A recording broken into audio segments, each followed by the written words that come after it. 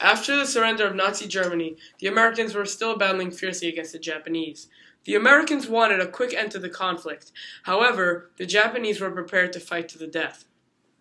In New Mexico, engineers developed a weapon that was unlike any other, an atomic bomb. When the bomb was introduced to Harry Truman, who was the current president, he agreed to use it, but only if it was necessary. The Japanese were offered a chance to surrender their army, and they refused. Now these events came to pass, and the Americans decided that it was time to bomb Japan.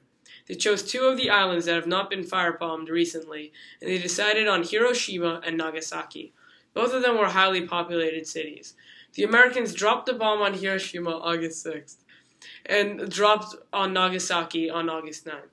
More than 70,000 people died in each of the cities, and the Japanese army surrendered. A lot of people are arguing over if this was a just cause to drop the bombs.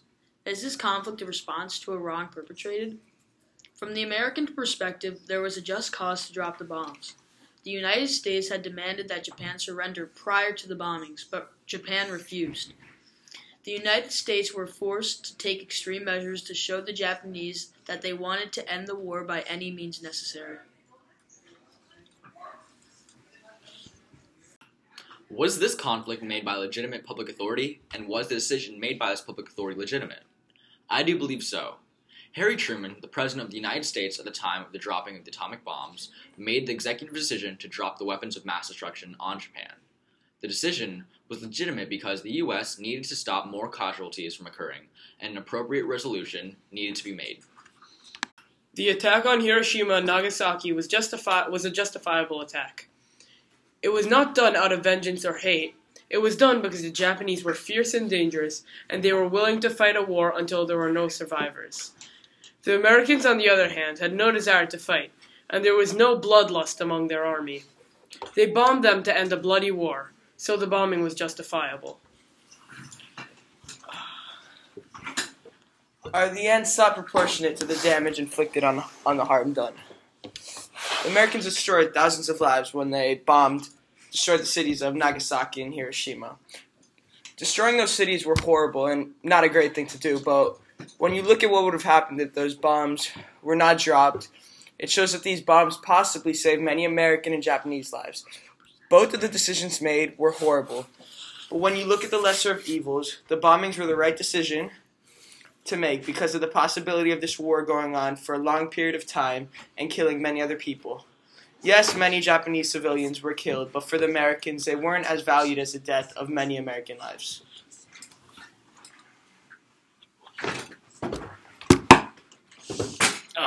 Okay. Was the use of force of dropping the atomic bombs the last resort? Yes, because the dropping of the nuclear bombs was considered the last resort for the Americans. Island hopping was not being proven successful enough because too many U.S. soldiers were dying and losing their lives. The United States had to propose an ultimatum to Japan. They said, surrender yourselves or face grave consequences. Many people ask, was the bombing of Hiroshima an action with a hope of success? When bombing the Japanese, there was a chance of the Americans ending the war, which was their ultimate goal. By bombing the Japanese, the chances that they would lose hope and surrender were huge, and the Americans took a chance and they ultimately ended the conflict. So they did achieve their goal. Aim of peace. Is every reason behind the use of force aimed at returning to a peaceful, settled, and better world? Yes, the United States sought to save many lives.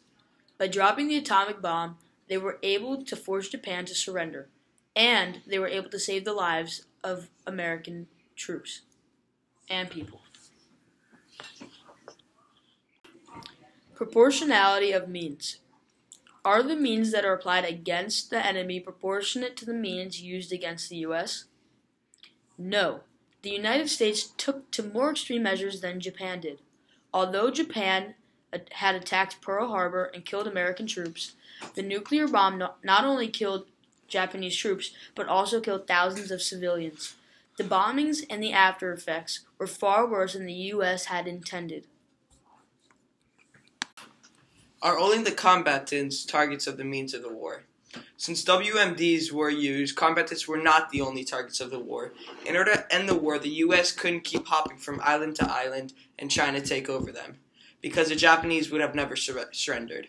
But by dropping bombs at Hiroshima and Nagasaki, it showed that the U.S. were going to target civilians and destroy cities in order to show the Japanese that they would destroy their country if they did not surrender. Was this a just war?